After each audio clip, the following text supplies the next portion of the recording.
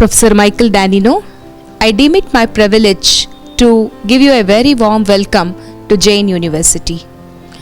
I have some curiosity and I want to satiate my curiosity by asking you a few questions. What is the role of history in today's context? How important is the study of history, especially in India? The role of history in general is to understand our past, because the past is not past, it is still present with us, though we may not be aware of it, and it will resurface.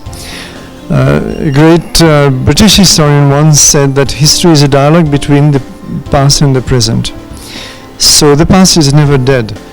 And in India in particular, the past is so rich, so full of events, societies, evolutions, achievements, sometimes failures also, shortcomings, that we can only get enriched by understanding that past. And India, of course, is a special case because there's incredible diversity, complexity. There is no historian who can hope to master the whole of Indian science, Indian history. It is just too huge. It is huge in time. It goes very far into the past, and huge geographically, and huge in terms of the depth of the society, the complexity of the society. So this is an endless field of study, and I think at this particular time when Indian society is undergoing a lot of tensions, it can only help to study Indian history because it will show us that some of the problems we are facing are not exactly new. How they were, take for example, the problem of cultural pluralism, how to have different cultures, sometimes very contrasting cultures, able to live together somehow. Or if there are conflicts, how are the conflicts to be approached? All these are situations which actually, whether we agree or not, have taken place in the past. So we do benefit from this point of view. There is another great benefit which I think for young Indians in particular is essential. You see, our present generation of young Indians are kind of nowhere. They are not exactly Indians, they are not Westerners. They are caught somewhere in between. They think they should try to look more Westerner. They think sometimes that appearing to Indian is not something which is fashionable or desirable.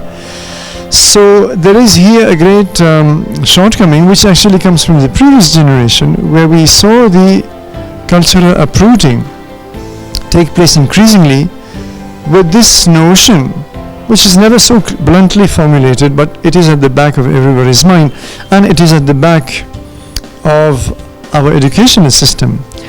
And this notion is that all useful knowledge comes from the West. Now, of course, a lot of useful knowledge does come from the West, but does it mean that there is no useful knowledge to come out of India at all? That is what our educational system says, without saying it, because whatever knowledge you get from the textbooks, from the courses, through the teachers, is always something that has come from the West. Where do we introduce the Indian knowledge or the Indian knowledge systems which this conference here is talking about? Where do they appear? What are the points of contact which an Indian student in an average school, let us say, in an average board, will get with this ancient knowledge? They are nowhere. So does it mean that this ancient knowledge is totally useless, to be discarded once and for all? This is almost what is being suggested. And yet we see many fields where this ancient knowledge is still extremely precious, whether it is Ayurveda, whether it is organic agriculture, to which we are trying to return after seeing the evils of chemical-based agriculture, whether it is water management systems. Today we are reaching a very major water crisis in India, and this is something which was addressed, thought about, and solved, or at least managed, in ancient India at many different epochs. So, I mean, it is easy to convince an objective student of India that there is much to be gained. I have highlighted the more practical aspects. There are also a lot of less apparently practical aspects, like what we heard this morning about language, about grammar, We'll hear many more thought systems. There are philosophical systems. There are systems of spirituality. What does spirituality mean? It is actually self-discovery, self-fulfillment. So now we get this notion of personality development coming back to us from America, as if we never had personality development in India. But yoga and systems of the six darshanas, the six systems of philosophy, are nothing but self-exploration and self-fulfillment. So personality development also, except that it is taken from a very different perspective. So why do we keep ignoring this cultural heritage, and why is history as we learn it at school not a vehicle of that culture? It should be. The best vehicle for culture is history, because through the development of history you see how at the different times, let us say the Mauryan times, the Gupta era, later kingdoms, then the Islamic period, or whatever. It doesn't matter for my purpose, but at any particular time, or going back further all the way to the Harappan civilization, which I spoke about a little bit this morning, you can see the contributions to the build-up of a very, very rich, very diverse culture, which ultimately aimed at the fulfillment of the human being and at a fulfilled life. So these are objectives which are still the objectives of any average human being today. So why don't we borrow from this wealth of knowledge and try to see how to adapt it? So there is a kind of inferiority complex, of course, in India, which naturally, as is well known, is the legacy of the colonial age, where the colonial master was trying to convince Indians that they had nothing worthwhile, and everything worthwhile had to come to them from outside India, especially from Britain.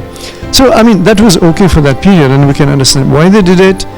And sometimes they did it sincerely, sometimes they did it mischievously, it doesn't matter. But ultimately, why do we have to continue this line of thought and not trust that there is something valuable to be learned, which actually a lot of Western Indologists, Western scholars, Western Sanskritists have studied, have praised, have admired? Why can't we learn from all this? So this is of course the question confronting the teaching of Indian history and culture and thought systems. When we proposed this seminar, everybody were very excited about the coming of Professor Michel Danino with his Harappan civilization. I should say, many delegates registered to listen to you. What is your take on this? What made you so popular, sir? Well, I think you will have to put the question to those who registered with such an intention. I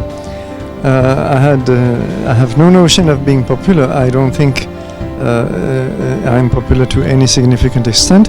It is true that my book on the Saraswati River, The Lost River, has been fairly popular because for the first time it brought some knowledge of the Harappan civilization, or also known as Indus Saraswati civilization, in language accessible to the common reader. I think this made it attractive, and also the fact that I was still relying on very genuine scholarship. So without making it too boring or too scholarly, I was able to convey the gist of that scholarship. This is one reason. Secondly, I've seen that Indians are always curious about the remote past.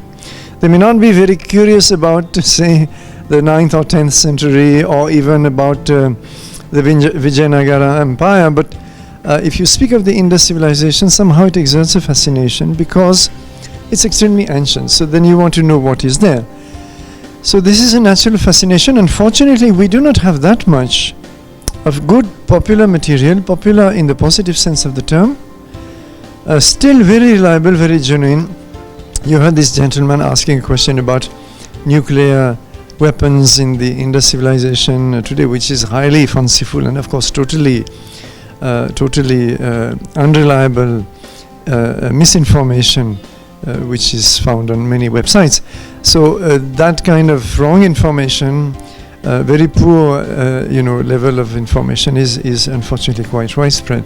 So when people are able to convey very reliable, genuine information, and sometimes up to date, because I've seen textbooks again of history, we're talking about history, I've seen many textbooks of history in India with one or two exceptions, I should say, to be fair, giving very outdated information. It's not that it was not scholarly, but it was based on the scholarship of 30, 40, 50 years ago. So therefore quite out of date. So it's not easy for people to have ready access to genuine and up-to-date scholarship. So if I was able to some small extent to provide a little bit of information about this, I'm happy. Thank you, sir. You have answered my question in the most pertinent manner. Being a member of ICHR, what are your views on the intellectual traditions of ancient India? How do you think this seminar is going to benefit the people who are interested in this domain? You see, ICHR, or the Indian Council of Historical Research, is meant to, very broadly and briefly, is meant to promote research in history in India.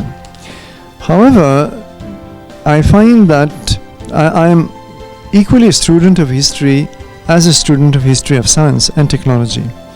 In fact, though I am a mere student and actually a beginner in many ways, I've still given some introductory lectures here and there in a couple of IITs and other places. And I'm puzzled to realize that many of the books dedicated to history, books dedicated to ancient India or even medieval India, have very little to say about scientific and technological achievements. As if, once again, India had not had any meaningful accomplishments in the field. And we can see from the great scholars who are with us today and tomorrow, we can see that it's just the other way around. Without any controversy, without any possible doubt, Indian mathematicians, astronomers, sometimes metallurgists, water managers and so on, produce great advances centuries before what you would find correspondingly in Europe. So, and it's not a matter, it is a matter of pride, genuine pride, but it's not about boasting, it's about simply enumerating the accomplishments of a particular civilization so that we can understand it better. And I think there is a great dearth of good documentation. There is scholarly material, there is, but not accessible to the average student. So here I have proposed to ICHR, to our chairman and to the council, that ICHR should take up projects related to history of science and technology because they are part of history. They are not something outside of history. So, and unfortunately, we do not have in India a single university having a department of history of science and technology. In the West, you do find a few. And you can find in the West some scholars who are very, very well versed on Indian history of science and technology.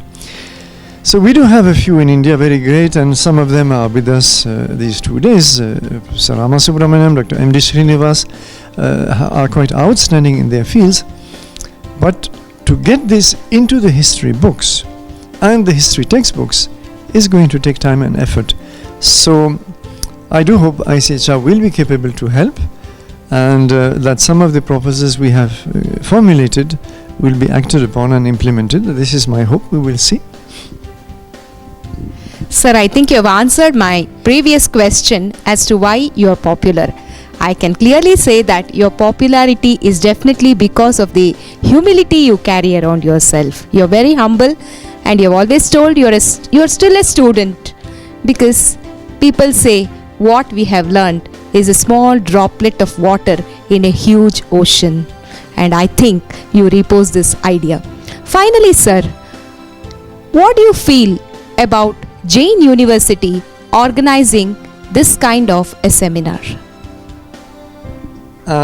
You see, I was quite privileged to be part of the original brainstorming workshop which Professor R.N. Iyengar had organized here, perhaps 2010.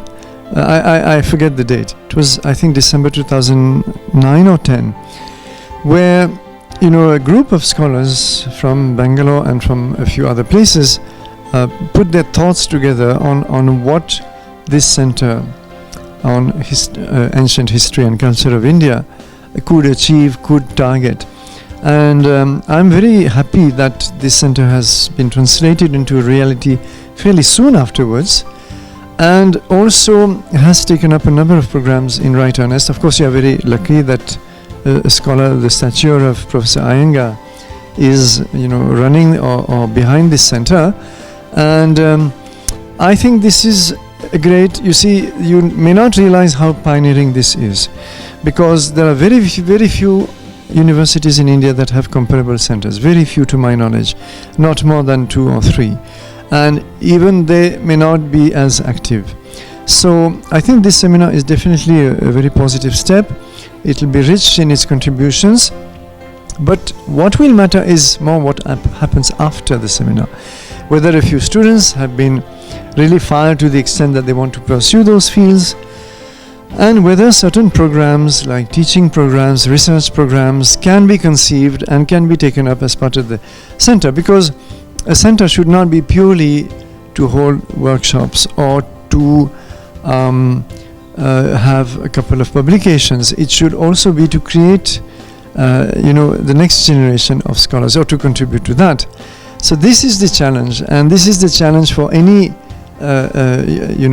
such attempt in India. And I am nobody to advise people behind this center or the chairman, Dr. Samirajji. We will, but I would still hope that the center grows into being a regular academic as well as research center, where students, even if it is 1 or 2 to start with, are absorbed, trained, given a chance to have a master's, to have a PhD in history of science. The only place in India today where you can have academic institutional support for this discipline is IIT Mumbai, where there's a small cell under Professor Ramasubramaniam, and they have produced a few PhDs. So they have really fulfilled their mission, though it's a very small cell. So I think we need many more cells, and if this center grows, then certainly other universities will say, well, why can't we also do it? And maybe this will be a great contribution to the revival of the discipline, because otherwise it is really threatened with extinction in India, this study of history of science and technology. And that would be an immense pity, given the huge size of the heritage which we have in this country in this field. Thank you, sir. I would just like to share with you that I was also a part of that brainstorming session, and we made a small beginning. It's taking time, but with the support and blessings of people like you, I am sure if not today, in future, definitely we will realize the dream which you have. Thank you, sir. Namaste.